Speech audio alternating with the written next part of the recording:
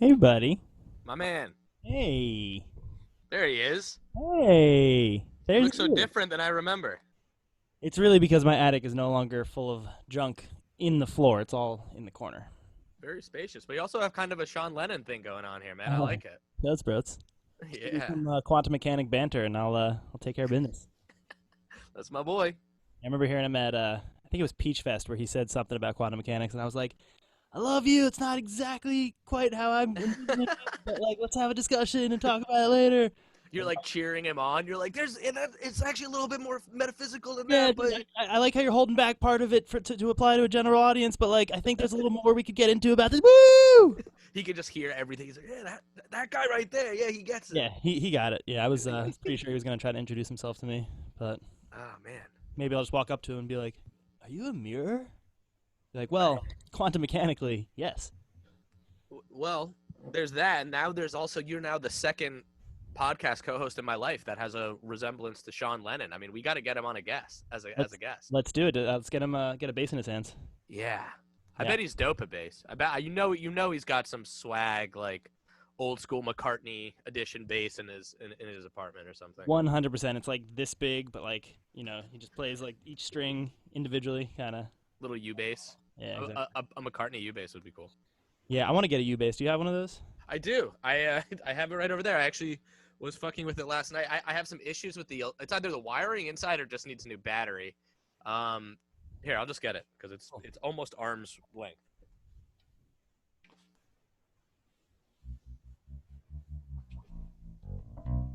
The best part is, of course, the small case. That's the key. That's the key. Just this small case. I don't know. I like that a lot. Yeah, it's But it's cute. It's like fun sized. yeah, exactly. Yeah, Yeah, like a little Snickers fun size. yeah, There she exactly. is. Oh, she's pretty. I love Yeah, the she's strings great. on this. Yeah, totally.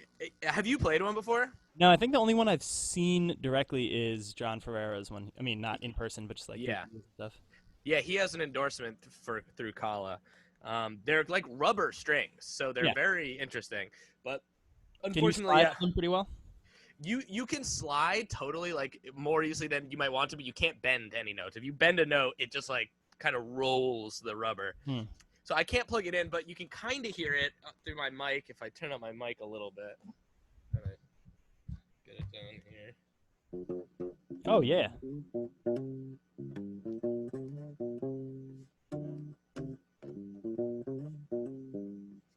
Little Paul Yeah, Chambers yeah, there. yeah. It's not so So bad. I like the tone of that a lot. It's got it's that mid range you're looking for. None of like the bite you don't like. yeah, totally that, Full, and it just full, full. sounds like a little upright, man. Yeah, They're exactly. such cool instruments. You should absolutely get one. I bet you could incorporate it to the schwa sets very easily. Yeah, I was thinking about getting an acoustic bass just to play around with at home and stuff, and like bring on the tour bus maybe eventually in Yeah, 2030 or whatever, whenever that happens again. 2030. Yeah, but that might be a nice step in the right direction. My friend Yeah. gave me this. He has it. He never used it. What have you got? It's show and tell on Back to Basics. Hey, I don't know where the I've slot. also got an iced coffee here for anyone at home who wants to Fuck drink along with me. What are you else does drinking? an iced fucking coffee? What'd you have for lunch? I was meaning to ask you. I know we Uh, both got lunch before the podcast. What'd you have? this is very important. I'm glad that we didn't skip the preamble here. Yeah. I got Mission Barbecue. So I don't know if I've had it Mission Barbecue. Where is that?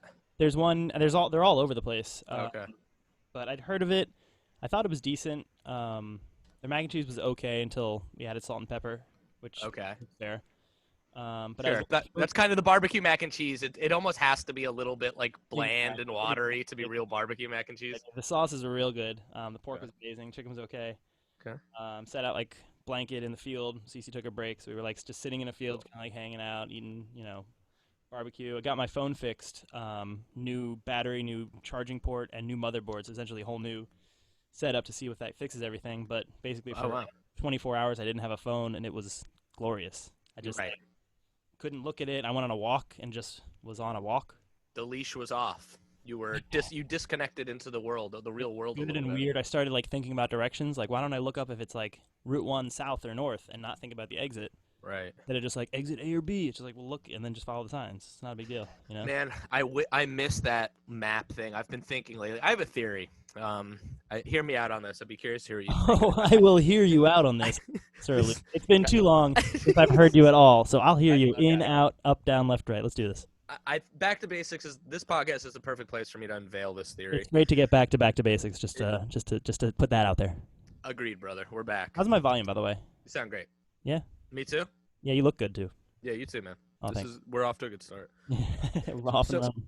so my theory is this. I've throughout the years, I used to be one of those guys who had like all three GPS apps you could have on your phone. I would have like Waze, Google Maps, and iPhone Maps all running, just to be like, which one of these is actually getting me to where I want to go? Which one is just giving me some bullshit? I deleted Waze from my phone after like a few years ago when I was living in Boston. Still, we had a gig in Albany, the Hollow. Shout out, probably closed now. I left my place in Alston to go drive there, and it was traffic. It was like a Friday. I was like, I'm gonna use Waze, try and get the inside scoop on the traffic. Got to Yeah. It could be a hike from Boston to Albany. Not that far, a couple hours. It took me so fucking long just because Waze was trying to be cute with me and take me all these back. So after that, I missed sound check super late. Everyone was pissed at me, and I deleted Waze off my phone. It burned you once too many. Yeah, I mean, I blamed Waze. I'm fully aware that it was my fault. I was late. If I left earlier, I would have gotten there on time. So Well, it's nice to have someone to blame it on. Exactly, yeah. Well, no, yeah. Nobody was impressed with my excuse. I'm deleting Waze. They're like, okay, great. Like, Yeah, why don't you delete being a fucking delete being a piece of shit and get on the show on time. But so anyway, All right. I've gone in through like if it's like a hellish trip and Google Maps I'm like, fuck you, delete Google Maps when I get to my destination. So do you have to have like 8 total, and then by the time you're done with the phone, you have one left, like the one last one standing? Last GPS standing. Yeah, it's just the last one you use because they're all going to do that to you because you're They're the all- one late. That's one way of putting it, Ben. You might be right there, buddy. But Yeah. here's my theory. Okay. I'm listening. These GPS apps, you ever just, if we don't put on GPS sometimes if we know where we're going. Put on GPS when you know where you're going and just observe the way it takes you. Guaranteed it won't make any fucking sense. It won't be the way that you usually take to go there. So I go, so what is it that GPS, where is it trying to take me? So, what's the end goal of GPS? I arrived at the conclusion that it's Dunkin' Donuts. That I believe Dunkin' Donuts has a full-scale subliminal plan that they've been trying to take over American society for years. This is what you meant by "hear me out." I'm with you. Now This you're with good. me. I saw you perk up there. Yeah. Where are we going? You Hang know on, the hang on, phrase. hang on. Yeah. Get right, some of that in. You're familiar with the phrase "America runs on Dunkins," as we all are. That was the beginning. That was phase 1 of their plan of integrating subliminally that you're gonna fucking run on Dunkin'.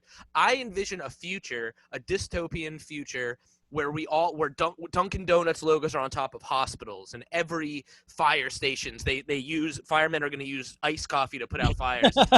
When we go to hospitals, IV is going to be caramel flavored culotta in your veins. That sounds not so bad. It's gonna take over everything. And I don't think know we're though. I starting. don't know. That's a little much. I don't want that in my veins. Yeah, but culottes are a fucking genius concept. That kept us going on the road for when we were eating at Dunkin' on the road for food. Yeah. Like, we had no sense of well-being for our bodies and what we put into it, which is Young a great boys time. on the road. I mean, Yeah, sure. it was awesome.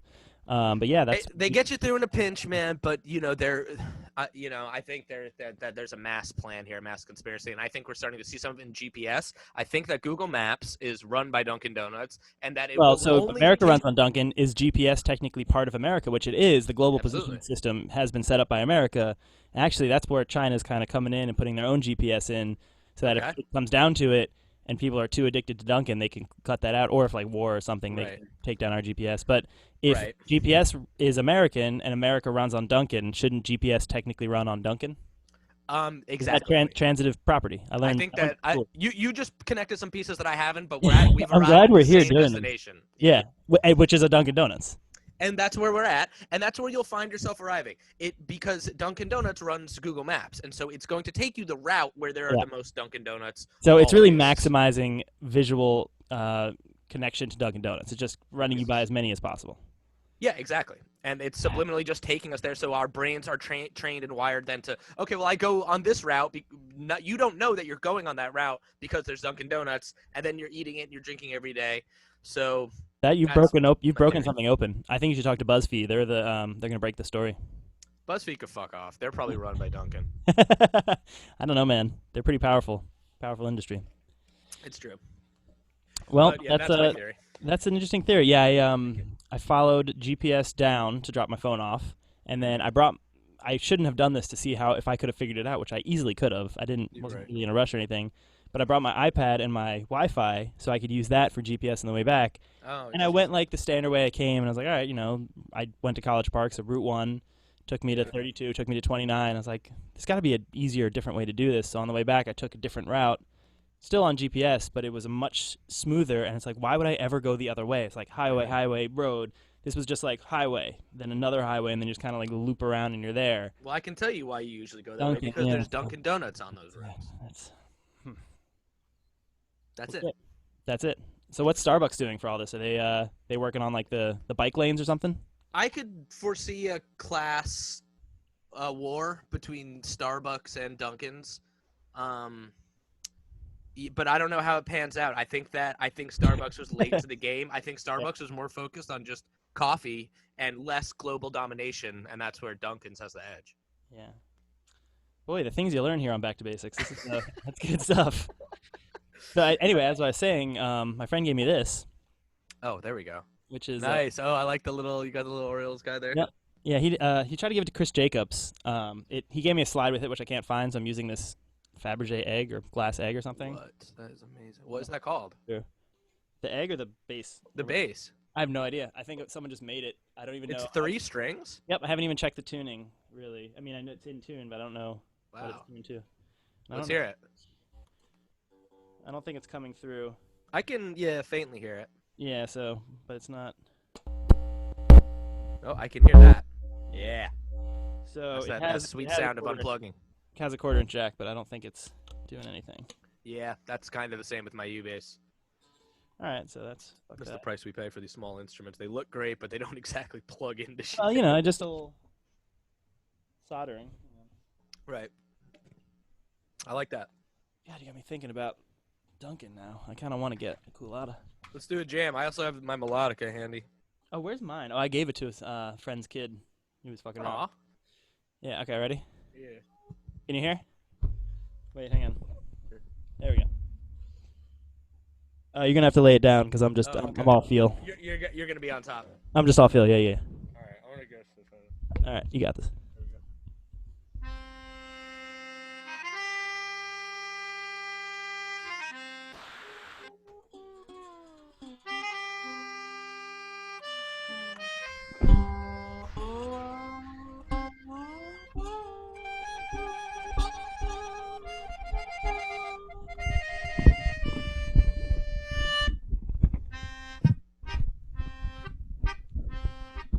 Rum dum dum dum dum dum dum. I was trying to give you some like a pirate waltz. Yeah, I was trying to get my fucking That was stage cool. hand. You were getting some notes. I was doing some C harmonic minor shit, and you were sliding in there with me.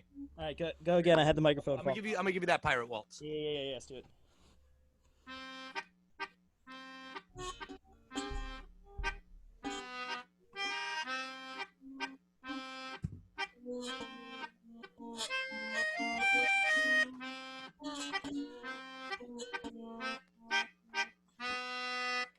Solo.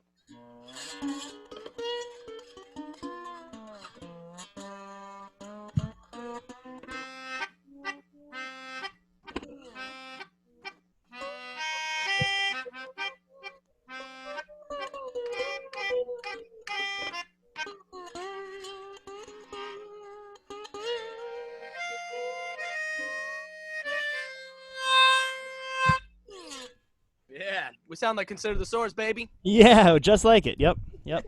Stand aside, John Ferreira. I also don't have a B string. we sending this one to Ferreira, man. He's gonna love it. I heard him.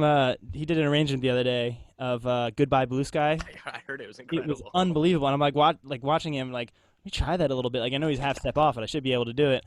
And I'm trying to follow along. And it's like, it's a 5-string. What the hell's going on? It's like, oh yeah, he has a low E and a high C. That I fucker. know. I was so pissed. I was like, fuck you. How dare you? How dare you get off? I think I learned that, or I forget when, but I had been playing with him and watched him play 1,000 times before I realized that his 5-string had a high C. But that was a really cool rendition. Anybody should check out John Ferreira's page. So good. Check Yeah, out that. I was thinking about just transposing it down a string, or now I just want to get a bass with the C on it. He said something in a comment about like, yeah, I'm basically like not even a bassist anymore. And I'm like, that's my dream as a bassist, to not be a bassist anymore on some level. Why don't you get a 6-string? I feel like you could do something interesting with the 6-string. You've already got the 5. You got the low B. You're just adding that high C on there. I think it's one of the situations that next bass I get is going to be a 6-string. I just knew I was going to get a 5-string after the 4. It's like, I want to do more. Like, for playing, for I was thinking the reason I went to 5-string was partially because Phil Lesh and Mike Gordon play a 5-string. And I was like kind of thinking in that, continuity, just like getting to that level of jam at arena level is sort of the where my mindset was at. The low B is what's going to get you carry over in the arena. You can't just have a low E be your lowest note. Yeah, and with my octave pedal, as you know as well, you can do certain things that'll push a system like that. But to play clean and just to really honestly, it's a lot about that low D and like getting a C in there and everything. The B, I'm learning where to pluck it, right? I just go way up by the bridge, right, in order to get a good tone out of that. But it just needed more space. I was dropping D occasionally, and I didn't want to get the hip shock or whatever. So I was like, I'll just get a 5-string. And I didn't, at the time, I was like, well, fuck it, we'll do it live kind of mentality, literally. So I just didn't really learn how to use a 5-string. I just started playing songs and like fucking them up a lot live, to the chagrin and disappointment of my bandmates. Where looking back on it, I am now chagrined as well. But I made it through. Well, it's hard to play like a lot of like when you guys are doing like E minor funk shit, and we're just most bass players that are comfortable with E minor funk and that open E to slap.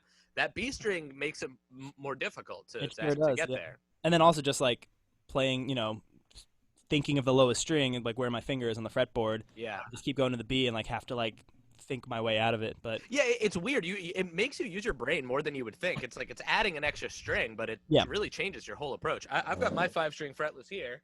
I've actually been working on my boy. Yeah, that's something I want to get back into. I tried at, I think, the guy who does Martian basses. I forget the other. I'm not familiar.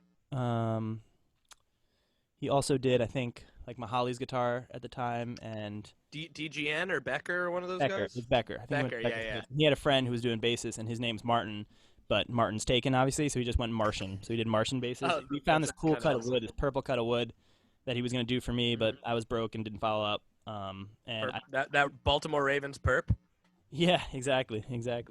Fucking let's do it. The fretless, the low B is, it's so hot. My bass is so hot. Being able to have that low ass slide. I can't get that anywhere near that low with the sub octave or with my harmonist. You know what I mean? It's so smooth. It's smooth, man. Yeah, I played a flat wound fretless at Becker's when we were just hanging out in the lobby, and Jeremy was inside doing something, and it was glorious. It was just so fucking fun to play. I know, it's extremely fulfilling. Something about kind of like sliding in and out of those notes. Yeah. And just the fluidity of it. I also like the imprecision in instrumentation of not having a fretted note, because it forces you to kind of think more and like be more in feel. I don't want to be tied into this is the right notes. Like I want to feel what's right and go around it. Right. And it can be difficult if you're not like if you're not looking at your hands. It can be very easy, and if you're just a quarter tone off, there's like if I'm playing a low A, and then I hit an octave, but if I'm slightly, it doesn't take much, and Yep. That precision helps as a bass. It's the same reason Well, that upright players are so good at that. and it's also it's not just you looking; it's you start hearing and feeling. If you can hear it well, your Right. the muscles will adjust around what's right or not. Like your brain's like, this is right, and your muscles will just adapt. So Yeah. it forces your subconscious into being a little more precise as well. Absolutely. It just Yeah. enforces good habits. If you can play a fretless bass and articulate well without like looking at it, then Yeah. that's a cool skill to have for Yeah. sure. Yeah. Yeah, it's cool. I'd like to get into more of that stuff. Get a fretless. Yeah, with I endorse it. all my extra money. All right. So first, I want you to get a U bass. Then I want you to get a On it. 6-string fretted, and Let then a 5-string get fretless. You writing that down? sponsored. Let's get sponsored. Let's Yeah. put out a podcast more than once every month and a half. I'm with it. What sponsors out there listening? Keep us going, please. Dunkin' Donuts. Oh yeah, no thanks. Thanks. We gotta have some integrity. Yeah, exactly. Now, fuck you guys. Spotify, I could use a cool 100 mil. Yeah, right. Yeah, Spotify really loves to get artists their money, so I'm sure they'll be helping. Well, us they're with giving that. Joe Rogan 100 million for his podcast. Joe Rogan. But did you see Richard James from Pink Talking Fish made a post about Spotify the other day? It was pretty intense, pretty scathing. No, I didn't. Let's delve, please. Yeah, it's worth. I mean, Richard James is a dude I have a lot of respect for. He's like, a great guy. Yeah, he's like yeah. a near in 5 to 10 years he's going to be a godfather of the scene without a doubt. For sure, and He's I think almost even there already, but like yeah, he is an OG in Boston. You know, I mean, he was a Berkeley guy. He's had so many cool bands. Like obviously, you know, Pink Talking Fish is the current project who's had a lot of success. But he's got Neighbor, which is his new band that's all original with Lyle Brewer. We used to play with Richard James and the Name Changers all the time. Richard the James only and show the Name we missed Changers was a show supposed to be with them, and it was snowing super hard on the way up from Rhode Island, and there was a party bus from Boston. And our friends were all on it, and went up to Maine. It was gonna be our first time in Maine, or maybe our first time at the Portland House of Music. Oh man, R.I.P. Now, no longer there. Yeah, exactly. And we couldn't make it, and that was disappointing. Yeah, totally. But that just I mean they used to play a lot. They used to hustle. Ricky showed me bands that he used to play in that like. He used to play in this like hip hop metal band, and it sounded like Mr. Bungle. He showed me this album a couple years. It was incredible. It was so Mr. cool. Bungle's like that. Like I'm pretty sure it's the same guy that Mike Patton. Yeah, Sex on Toast. Faith Leslie is a huge fan of them. He went to see them the night before, sitting in with us in L.A., and he was just like raving about it the whole time. Who sat in with you? Angus Leslie from Sex on Toast from Australia. Oh, tight. What does he play? He is the singer, guitarist, and arranger of all their shit. Do you know Sex on Toast at all? Yeah. I've heard the name, he's the lead singer, like the main guy. Like, look up anyone out there. Look up Oh Loretta music video. Blows your mind, and the guy in the video's mind as well. You'll see what I mean. Tight. Yeah. Yeah. But so to get to that rant for Richard James, like it was just this whole thing. It was like, the point was like, don't support Spotify. It was just like, look, you're telling me like I'm a musician. I gig to eat. I live gig to gig in a time when my industry is decimated. I have a newborn kid. I have a wife. And you're telling me that my new album that I put out with Neighbor, I'm going to give it to Spotify and get nothing in return.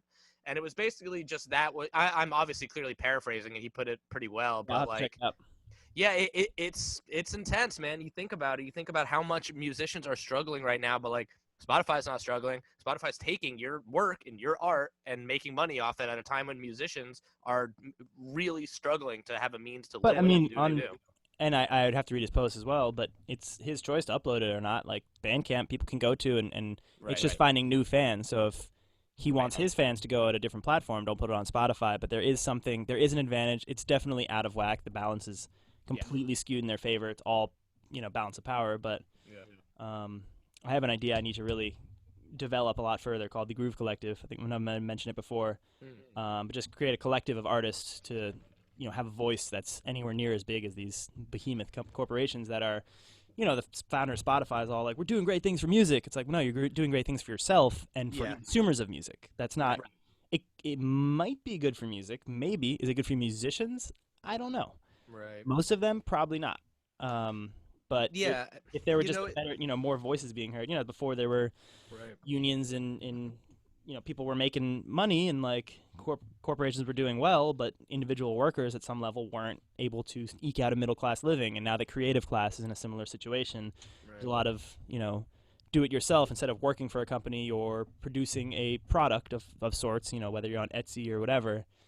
But finding a way to make a true living in that. And up until recently, I think it's been well, I make my money from touring and Spotify's for promoting, but Right. that's not a thing anymore, you know. That's why that's the issue, I think, more than ever now. Yeah, Spotify as a means to reach new audiences with your music is a useful tool for musicians. But if you're not But making money off it, what's the point? exactly, and that's where it is now. So I mean, yeah, maybe is going to be some new platforms, and it sounds like the Groove Collective could be a cool step towards doing that. I Yeah, mean, it's still very much in development. I actually found out my little brother, who's in Baltimore for the next couple of months, he's really big on helping people get their ideas off the ground, but he doesn't really like thinking, like coming up with the idea and like yeah, spark of creativity is not his thing. It's like implementing it.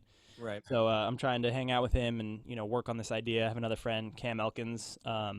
I've Cam's talked in to there. yeah, I've talked to him about it and just like getting it together. The whole idea is just basically potting out groove like areas around the country, the Boston Groove Collective, the Mm. Connecticut Groove Collective, and just formulating either like a virtual connection or at the time when I was thinking of the idea, it would be once a month minimum, maybe twice or more. Get together at a house or a venue on a Yeah, Tuesday and just jam, and like out of that there'd be loose guidelines for how to create that together, and then from there it just kind of that's the foundation and it builds upward and creates kind of a whole movement, right. the groovement as it were. The Groovement. Yeah, but I got to just Yeah, I like. get the idea moving. I got the Sure. groovecollective.org years ago, and I've just Oh, been you got the domain name and have the everything. domain. Yep, just I been think it's the right time, man. Obviously, those things take time, and they start, but they always start as a concept or as pub talk, as my dad would and say. that's a good way of putting it.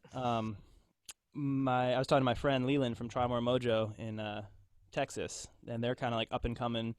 He said like they were just at the cusp of a band that could survive this, while still making it their main form of income. They're definitely hurting and like barely able to get there, but they're playing some shows and they just got enough of a fan base. Mm, And they sunk money into advertising and Live for Live Music and whatever else for this upcoming tour, and they were just hitting it, getting bigger and bigger, and they've developed a yeah, real scene, which is the key to being a growing band, is have your own scene and then branch out from absolutely. there, bring other people in, Home grow base and expand which is that. what the Groove Collective is going to attempt to do, is Right, strengthen each individual scene and find people coming in and out. Like you don't right. we in Baltimore we're lucky to have the 8x10. Yeah, Pittsburgh has Rex Theater. The Maine has not anymore. Portland House of Music.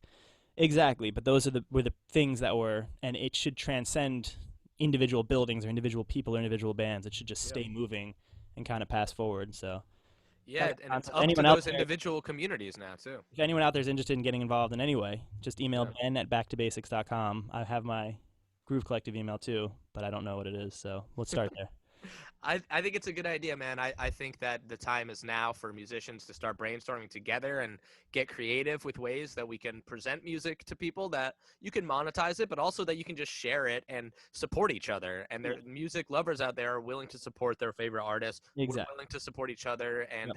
without And just work touring together and and figure. And shows, it's like a whole. So I was talking to him about like let's share some music, and he said I've been just kind of picking it up where I can and like not trying to get too involved and not feeling bad about not doing enough, which I think a lot of people are in the position of like, oh, I could be doing so much more in this time. It's like do anything and that's a right? success. And I've kind of been working on little projects going forward, and luckily I have the band to kind of focus me and center me, and I've been working things with Schwa, and then moving has been taking up a lot of my time, but I'm totally cool with just letting things happen in their time as long as you push forward, within it. Right. Like, don't stress, but don't, rest, I guess. Yeah, it's a good point. I think that, just if anything, like, that this reset time or whatever, just taking it as a time to slow down a little bit. It was kind of necessary in a world that continued to just keep moving faster, and you have to respond to the email the second you get the notification. You have to retweet something. You have to say the right thing. It everyone needed a fucking break from that. And not to say that this is dope, and it's not, but that kind of reset and that concept of, hey, it's okay to slow down, it's okay to do things at your own pace. I think everybody needed to be reminded of Yeah, that. it's kind of caused everyone to step back. So like I was telling him, the bands that aren't making it now, they maybe have to get jobs, but they can still just get together and jam like friends. Sure. And So maybe that bring that, taking out that hustle element mm, helps you like rediscover bringing the new fucking reason creative you played energy. music in the It's like first place. well, he said the Renaissance came out of the Black Plague. There was a Hmm. lot of like people died and it got Exactly. smaller, and then it grew into something beautiful because of Yeah. whatever energy kind of snapped back from that. The best art in the world is a result of struggle, of strife, of Exactly. overcoming And hardships. for even for us too, like just getting back and like playing in a basement with no pressure of shows coming up, and then playing it, Right. in the studio with just cameras recording, like, was a cool vibe. Even though we knew people were watching and it was a show, it was a different type of show because we weren't standing on stage. We were just kind of chilling. Like, I specifically didn't like put on costumage or outfits or Right. plumage, as it were. Plumage? Plumage, yeah. The fuck is plumage? Plumage. It's like the peacock feathers. It's plumage. It's feathers. Okay. Yeah. Yeah. You know what? I don't know what it means when it's like I can see that going with Yeah. your stage looks. Yeah, it's Plumage. it's been in the running for album name every now and then. Oh yeah. So do you guys have to have a P at the front of the album name, right? So far, we don't have to. We just have. What are some other ideas that you have? Stick around for the next decade and a half, and you'll find out. Because Plumage is one of them. Okay, plumage is fire. See, I think about this with like Dopapod a lot too. Like all of their album names Oh, are there's this one. What palindromes. was the demo? Some demos. Some demos. That was great. Blew me away. That was really That impressive. Truly blew me away. Because I would look them up too. It's just like, well, that's Yeah. There's a bunch of P words, but there's only so many fucking palindromes. Palindrome. There's a lot of palindromes. I've seen people posting like Dopafam, like, some crazy palindrome list. Here's what I think the next Dopapod album should be called. Dog God. And it could be like some giant golden retriever in the That's pretty good. sky. That's pretty good. That's pretty good. That'll never happen. I'm going to text Fro, but Yeah. I don't. God dog. God Dog. Does that work palindromically? It's a palindrome. DOGGOD. Dog God. Yeah, it works. Checks out. What was another P that I know we probably won't use because I loved it, but everyone else didn't like it? How about like Patent pending. That was one I really liked. patent pending? I really like patent pending. I hope to get that in someday. And there's some like once we're past trying to like promote an album for a tour, and it's just like, okay, Right. just put out another album and like we have our fan base. We can get more creative with it. But now it's like, Right. well, think of a word that's easy to say in press and like it gives pizzazz, pleasure. Right. It's like What about a guy's name? What about like Paul? No, fuck that. Like Philip. Yeah, maybe. That's actually Philip right here. That dog? It's a bear. Oh, excuse me. Yeah, here I'll show you around a little bit. Nice. Um, That's Philip, dude. There you go. That's your album cover right there. Phillips.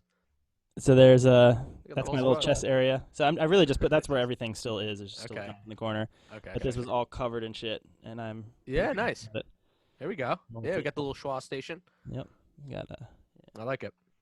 Just the tour. Yep. So Yeah, I would recommend Philip or Paul. yeah, yep. Noted. Hang on. Got Okay. Thanks, appreciate it. Well, we both have some shows coming up though, buddy. We got some projects we want to get into. Yeah, we did. Actually, I did want to mention when you were talking about some time off.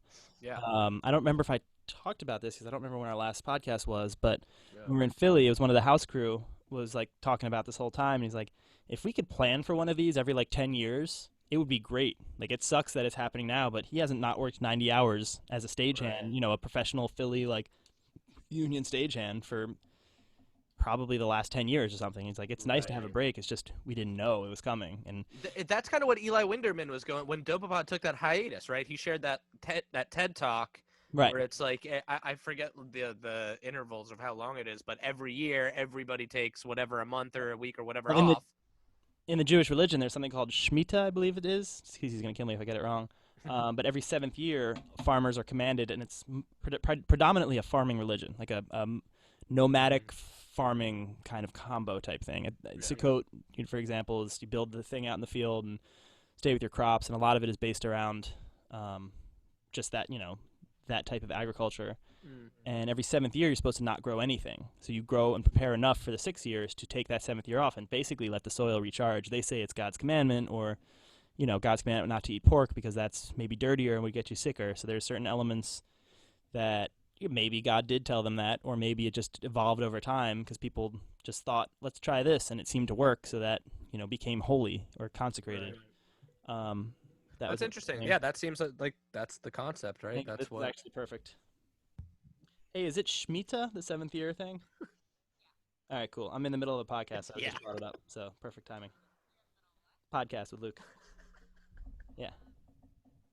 Is CC a guest right now? Yeah. All right. Well, I can always dry them, but I gotta go. This is a perfect break to hit my pen. I will be done in like 15 minutes. Yeah. 15 minutes. Shit, I got a lot to get to. Yeah. Let's get to it. Okay. Get the notes out Shemitah, here. yeah, Shemitah. 15 And it's also minutes. raining, and our clothes are hanging outside. Oh, well, just wait a little longer and they'll be dry again. You you got that notepad. You write Paul and Philip on there for me? Yeah, got you. Sweet, thanks. New pigeons' names. Paul. I got a fake NFL Actually, player that could be my kids' names. That's actually better. What about Peanut? For a girl, yeah. I have a fake NFL player I've been rooting for all year, just to see if anyone catches on. His name is Egg Paulson. Egg Paulson, I like that. Yeah, and if Is he on your fantasy team? Like literally a fantasy because he doesn't. Yeah, exactly. Yeah, he plays for the Washington football team, but he hasn't Yeah. played yet. He plays for the Washington. Egg Backup Paulson, special teams. Egg Paulson. Is it really Egg Paulson? Egg Paulson. That's really Dead good. serious. Yeah. It's Hank Paulson's son because Hank Paulson. No. Oh, right. Yeah, because he used to get that like big build, but he's in finance, but he stayed in Washington and like happened to be backup special teams. He's really just like he's a runner. He just gets down there quick and like pushes the guy inside. He's not really big, but he's fast. Yeah, I mean, it sounds like you're talking about Egg. Yeah, that's Egg for you. I mean, Egg Paul. Yeah. So I just want to shout out Egg Paulson. Egg Paulson. Yeah, let's get him on. I'd love to have him on. Yeah. Having a terrible year, but love to have him on. Hang on, let me see if I think he's. Hang on. You got it. You got Egg? Hey, can you cut? Hey, can you come over here from downstairs? We want to say hi. He's a little shy. Yeah. Well, he has a great year. A little shy. Let's see if Hey, what's up, buddy? Fantastic. You don't look well, my friend. You've had a shit year, but it's great to see you. Egg. Love it, man. All right, 13 minutes left. Let's make the most of it. Thanks for bringing him on. Okay, well, look, I want to. It's October. It's October. It's October again. I thought we were gonna miss this year's October. That's usually the biggest year of touring, but that's right. And Pigeons is like the only band doing a drive-in tour. 8 shows. That's a tour in 2020, baby. We did it. So how does it feel? I drove a total of 24 hours and 5 days last week. So 1 day out of 5, I was on the road driving my car. I drive separately, both for convenience and to avoid, spreading. So we did that one show in Vermont, which felt good. Vermont, all the shows have been fun and that was the higher ground driving. Yeah, Essex. They didn't have a PA, which they probably could have because I guess there were some houses across the way that maybe they couldn't, but. So it was FM transmitter style. Yeah, and that's the first FM transmitter that like really had the vibe. Yeah. Philly was fun, don't get me wrong, but it was really far away and stage was high, so I didn't wasn't immersed, I was kind of. Was it weird that it was so where did you guys play? Cuz I know it's in the parking lot of Citizens Bank, right? Yeah. Mm-hmm. So where does the band set up in that Philly drive-in? There's a huge stage, like festival-style stage, like as big as Lock-In. In that parking lot? In the parking lot, yep. Got you. Lock-In has got the rotating shit? No. So not quite that big, but it's. You got John Mayer back there flicking pics at you and shit? Yeah, exactly. Hey, boys. Yep. John Mayer, Peter, Paul, and Mayer. That's cool enough. Huge stage, and it was really high up, and there was still a separation from us to the front. Like there should be a separation, but a stage off the ground is pretty damn separate. And when we first started doing these, I was a lot more cautious, and I still should be in a lot of ways. But with the proper precautions, an outdoor environment, I've been a lot more comfortable with those. I don't envision indoor anytime in the near future. Reduced capacities in some places. Boulder has opened a place in Colorado. Yeah, I guess I don't envision me feeling super comfortable. Yeah. With I mean, dude, I've heard of 2 clubs doing it, so I agree. I don't think we're looking at indoor venues this winter. We'll see how the next couple months fares with the bounce back, as it were. Right. So what was your favorite drive-in experience? So yeah, it's got to be that higher ground one, the Essex drive-in. It just felt good. I don't know if people had their shit cranked up more or better vibe or just energy in the air. We played X-Files, our cover of that, and my one friend. Yeah, it's like real hypey, like doom doom doom doom doom doom doom doom doom doom doom doom doom doom doom. But then my friend went back to the campsite and saw a UFO. So I think the aliens were there. They stopped by Dunkin' Donuts on the way in and then just hung out. If they were following GPS, they did. Didn't you guys do a Men in Black theme too? Yes, yeah, we did that as well. So did you do it? that you did it the Forget Me Nots style? Yeah. Did you just learn Yeah. the song Forget Me Nots? Exactly what I did. My man, That's killer exactly bass what I did. line. Yep, it's fucking sick. Yeah. Yep. Yep. It's the vocal line. Yeah. People don't know that the song Men in Black is a lot of Will Smith's like movie songs are just like 70s soul covers, and he just puts in the name of the movie. Yep. Like Yep. Wild Wild West is the same fucking thing. Like Said it. Forget me nots, we right. are the men in black. I mean, he Exactly, dude. picks good songs. He's like a glorified DJ. Oh, I'm not hating on him for that. I Yeah. think that's incredible. Yeah. And he brings a lot of songs that we wouldn't have heard or been popularized to like the fore. So That's it's true. Will doing it Smith so doesn't right. need a cuss in his rap to sell records. Well, Fuck I no, we do. don't. So fuck him and fuck you too. Yeah, yeah. Yep. Just kidding. That's Eminem. I love you, Will Smith. I love you, Eminem. So that's cool. So so you got 8 drive-in shows coming up, and there are 8 places you guys haven't played before. I guess technically. No, we played Legend Valley. Oh, okay. You're doing the one in Legend Valley. I saw Twiddle and the Works are doing one there too. Yep. Yep. Okay. Is that just where the workout is? Yeah. That's Oh, where, okay. yeah. Have you not been to Legend Valley? I have. Yeah, we played Yeah, workout last that's where the summer. workout is. Yeah, exactly. Yep. Because it is kind of like a parking lot, like Yeah, where the main stage is very exactly, gravelly and exactly. shit. I don't know how many cars are gonna fit in there if they're putting any on the hill, maybe up top. Yeah. Not sure exactly how it's gonna work, or maybe they'll just face the stage differently. I mean, we'll find the fuck You'll out. find out. That's why it's so fucking So crazy. one I wanted to ask you about is that Yeah. DJ Logic, John. Oh yeah. How was that? That was incredible. That was in Vermont too, right? That was in Maine, actually. Maine, okay. Yeah, it was a small event. You know, now that we work with the Royal Artist Group, we're on the same booking agency. And but beyond that, I mean, I've listened to DJ Logic's albums my whole life, some back from MMW in like the '90s and shit. And so our booking agent hit us up. Hey, we've got this private event that DJ Logic's playing it. Would you be interested in doing like a Project Logic for it? And I was like, of course. So yeah, man, me and Rory went up there. It was just like a private event in Maine. There wasn't a lot of people, so the social distancing was pretty able to be pulled off. But you know, for more than that, it was really just that experience, that opportunity to play with him. He's just like, I knew he'd be chill, but I didn't know how fucking down to earth and just laid back in the cut this dude was. Like Laid back in the cut. That's good way of putting it. Straight in the cut. He's the man, so humble. Like the whole thing was like, all right, we talk about a game plan. He's like, just have fun, man. That's the goal. I'm like, word. And we didn't know what it was going to be, an hour. We played 3 hours of straight improvised music. That's awesome. So cool. We took like one break. Some of it, like me and Rory came out and just jammed for a bit. He would come up and like scratch. Sometimes he would drop tracks and we would play over them. But it was a totally like unique, interesting way to improvise without keys or guitar or melodic instrument.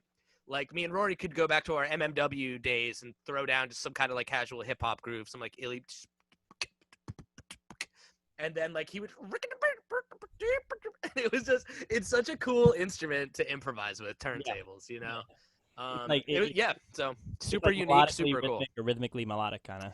Exactly, yeah. And even like, if he takes a sample from a track and how you can take like 4 notes and like chop that up and use either the tones or the actual notes itself. Yeah, really cool. And just it made me just like open my mind to all the other possibilities with this. So we all vibed really hard off it, and hopefully we'll do it again for sure. Awesome. And you've done, I know you hit was it a drive-in show? I know you were out there before we started. So what was that? We did we did a private event in Lake George. Our buddy Dave Eman, who tried to bring this whole Adirondack drive-in event to life, and then New York State said no, sir. That's so unfortunate. Which sucks because Dave's the man. He throws Adirondack. I know Dave. He's a great. You know Dave, and for anybody who else doesn't, he runs the Adirondack Independence Music Festival. Was it Adirondack? That's the one in Lake George on the lake. Yes. Yeah, that's where we were on stages next to each other, and you were fucking lighting it up with your fucking synth bass, and I'm just like setting up, like, fuck me, I gotta do it. I gotta play now. And then we walked around and talked about physics all night, and now we should start a podcast, and kept riffing on that. And we never. Oh wait, here we are. So maybe there's hope for the Groove Collective yet. Exactly. It all starts as pub talk. But we did that, and that was our first foray, and that was cool. But we actually have a drive-in show at Falmouth on October 9th. So I'm very stoked about that. It's in the Cape. It's not. I don't think it's far from Yarmouth. But what's cool about it is we're gonna do 2 sets, and we're gonna do something I've always wanted to do, which is live score a horror movie. That's genius. That's fucking genius. I've wanted to. We've talked about doing it at Les Spectacles in the past. It's a hard thing logistically to pull off because you need the screens and you need to be able to, Yeah, the audio, all the shit. we did a live score of Halloween last year at our Bobo Loco residency in New Haven at PST. Shout out, and that was a cool experiment with it. But this is totally different now. So this is the Cabinet of Dr. Caligari. It's a 1920s silent film. Oh boy. Yeah, black and white, Oh. visually striking. It's gonna be what? So there's no So how do safety you? net, no Yeah. audio, just improvised music. Are you gonna just improvise? Or are you gonna like watch it and try it out a few times and like, or like even write out like a storyboard of it? Like here's where the Yeah. action peaks, and here's where we bring it down for a while. Are you That's gonna, what I'm doing now. cool. So the concept is that we're going to keep it loose and improvise and make it an experience that everyone is kind of there witnessing for the first time. But I'm gonna I've been storyboarding. I've been watching it. That's why I have my little instruments here. I've been kind of recording some ideas and ideas to send to the guys. And so because I've been working with Vin Pugliese, who VFX design, he's Yep. gonna do the Shout out.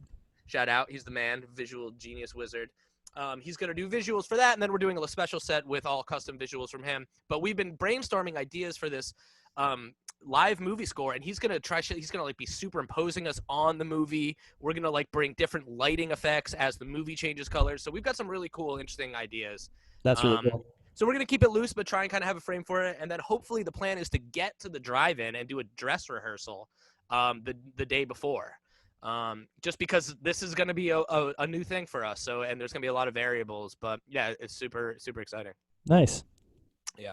So drive-in, baby. Yeah, that's it's cool to be doing anything, and then to not just be doing anything, but to like taking an idea you've had and implementing it, kind of like it's like Aikido. You're just like working with the thrust and like, okay, well, I'll just throw it this way, and then like turn around and do something different. Yeah, it's give it that energy. We've been playing the movie themes as a Right. kind of like movie situation. So Did you do Jurassic Park yet? no, but on piano, I've had it mashing up with This Land, Hans Zimmer. Not like This Land Is Your Land. No, from Lion King. That would be pretty badass. But oh, okay. kind of think of the melody. From the new Lion King? No, from the original. So Hans Zimmer did the score for the original Lion King? everything that wasn't Elton John, yeah. Wow. Yeah, he did all the other stuff. So hang on, let me try to What a get in my head. genius. So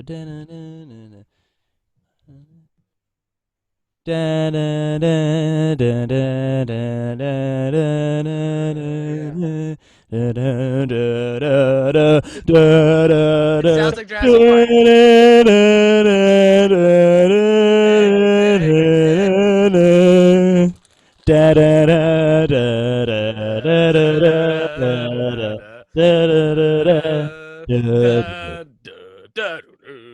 So yeah, that's Jurassic Park mixed with this land. So that's my idea. I've had it on piano. We'll see if it.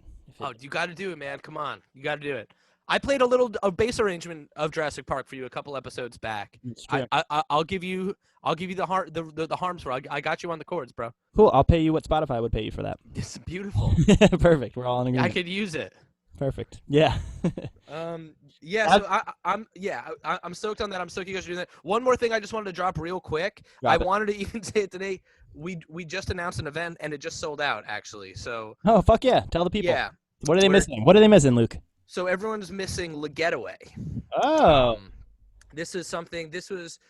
It's a socially distant outdoor day of live music and camp activities at this resort in Kent, Connecticut, me and Rory's hometown. Oh, nice. Yeah, so this camp is a place I lived at as a kid. I worked at, like, did camp counselor shit, drum circles, DJing. I've kind of always been in and out of that place, and I've always wanted to throw a concert there, and it only took, like the music industry being flipped on its head to actually pull it off.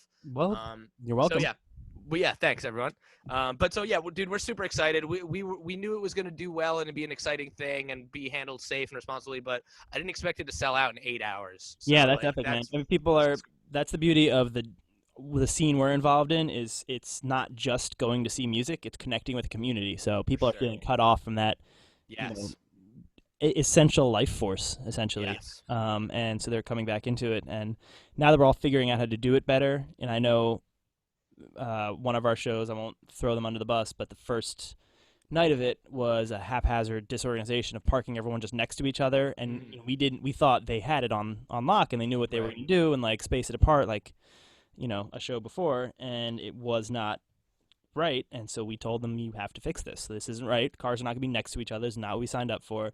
So now we're figuring out like what do we asking for within production, like, okay, all the rest of the shows in October, it's very important to note, are going to be live PA. None of them are FM transmitters. Awesome. So, and I think that's going to be by springtime and summer. I think we're going to have figured this out a lot more. So, still kind of touch and go early on. It's cool to do the FM transmitter, but there's no reason you can't do a PA. It's just really for noise and for that's the thing. If it's a noise ordinance, I don't really understand that. It's really a cost thing. It's bringing in a whole fucking stack versus not. You go to drive in where there's the movie screens are there. You can broadcast the music. Like, it's just we have it's all set up. But by next year, people are going to want more than that, and they're going to do essentially what Philly did, but just put PAs in there. Like, there was no reason Philly didn't need a PA. I have no idea where they had a huge stage. They didn't even let us put front fills for the front of the crowd. Like, really? Vermont allowed us to put front fills, just pointing out. So that's what we had at Lake George. The world's tiniest PA, essentially. Yeah, exactly. But even that, it's I think that for the prices of some of these drive-ins, which is understandable, and I think people, for the most part, have been cool about it and getting that it's like you're going to have to just pay a little bit more these days for that. And if you can't, I get it. Like, it sucks. Totally. You can't have everyone come in. And that fucking sucks, but that's just the reality of where we're at right now. Life right now. But, I mean, you got to offer people a live music sound. Yeah. I mean, people can listen to fucking music in their car. We go to live concerts to experience that. I was surprised that Vermont got me there. Yeah. You know what I'm saying? Like, it got us there. Are the other drive-ins you're doing, was that like a conversation leading up to it? Like, are you like, was it kind of like, look, we're not doing this unless it's a full PA? We looked for those. I think everyone's kind of understanding that that's what people are gearing towards and wanting. So, for example, with Legend Valley, we're working with Kenny and the Works. And, Kenny's the man. And Jesus Christ, Rob, drummer, Works. Fuck's his last name? God, I haven't toured in so long. Yeah, I forget fucking Chafin's last name because I haven't been on tour. Like, geez, my brain's melting.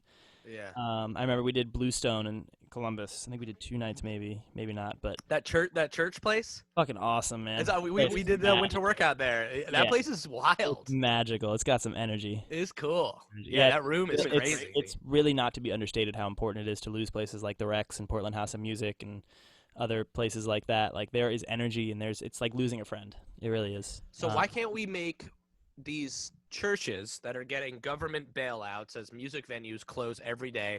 Why don't we do something useful with these churches and turn them into music venues like the Bluestone? Because that's the devil's music. We're going to be throwing tritones in there. Mm-hmm. Fucking devil's right. all day, dude. That's all day, baby. I'm going to open with the song Black Sabbath, the next church I play in. Yep, there you go. Tritones in music being devils, that's a throwback. Oh, yeah. That's a throwback. That's like the 1100s? I mean, the devils know. We have a track that I'll drop this little nugget right now for you. Nug away, my friend. We have a track on the new special album called Tritome. Ooh, I like it. Some ominous shit. I cannot divulge anymore. Someone give me a mic to drop. I cannot open the Necronomicon. Drop that shit. Oh, nice catch. Oh, believe me, I've had practice. I love that. When we encore with when we encore with Aeroplane, which is usually what we do when we encore. Yes. Greg's he drops his. I think that's when he drops his guitar. Or maybe Suck My Kiss. I think it's Suck My Kiss. Okay. I remember you guys closed with that at 9:30 Club. It was fucking rad. Yeah, and so he goes up at the end and drops the mic. And even before we were bringing our own mic package, I thought it'd be hella cool to, like, at the very end, just like kneel down under him as he goes up and he drops the mic, and I just catch it and then pick it up. And sometimes I drop it still because it's fun, but I don't do that with our mic anymore. So he drops it, I catch it, and then I just stand up and drop it. I like that. Yo, speaking of Aeroplane, you guys should have holler at Jason Momoa, aka Aquaman. He's a bass player. My other doppelganger. Jason Momoa? Yeah, okay. I got the proudest moment of my life, and yes, she was a fucking thirsty middle-aged woman who wasn't even like looking for anything. Shout out. We were in Atlanta, and I was staying at say no more, fam. I stayed at a friend's hotel. It was for 420 Sweetwater Fest. It was like this nice that he gets like upgrades through his work. It was a baller ass hotel, like top like 350th floor or whatever it was, looking down over the festival. Sick. And I was working out there, like in this one area, like overlooking this one part. It was pretty cool.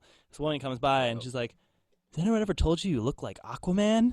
And I said, "No, but they can tell me that all they want." And I've been working out since, so, getting a little closer. But he's been getting better at bass, so eventually we can just kind of hot swap. Yo, have you seen these videos of him hanging out with Les Claypool? Yep. He's always playing Aeroplane. So we can get him on the podcast, and then we'll get Les from there. Yeah. Yo. Yeah. Jason Momoa. Yeah. He seems like just this fun, like awesome guy. Like Yeah. just has this energy about him. Like you want to hang out with him. So he seems like a bass player. Exactly. Bro, imagine if we had Jason Momoa. When? I'd Not look. I'm not gonna. I won't give him flack either for how shit the DC universe movies are because Aquaman was easily the best movie out of I all tried to those. watch it on a plane and got 10 minutes in, maybe 5. And I was like, I mean, that's not a great plane movie. Like, it's like on the well, screen. yeah, big, well, like, yeah, and I guess it's water and you're up in the air, so you can't get the feel for Momoa's pecs on a yeah. fucking plane. Well, I could just go like this. Yeah, you can just go to the bathroom mirror. Lift it up. Yep. Yeah, exactly. Yeah, that's true. All right, I'll holler at him. Yeah, holler away. I will. So- Anything else, man? I know you have to go and dry your clothes. Well, they're already fucked, but I got life to live. I haven't taken a nap today, so that's pretty high up on the agenda. Yeah, you still getting those early farm boy hours in. Yeah. I held a sledgehammer yesterday. I didn't do anything with it, but I held it. It's pretty cool. That's more than I've done with a sledgehammer. So Fair enough. Congrats.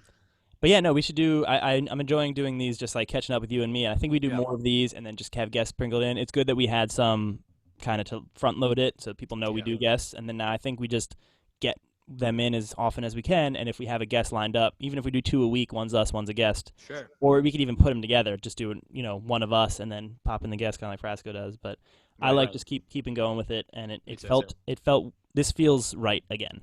I feel right. This feels right. It feels right with I know. I miss you, buddy. We're gonna, and I know we say it every time, but we are going to do more.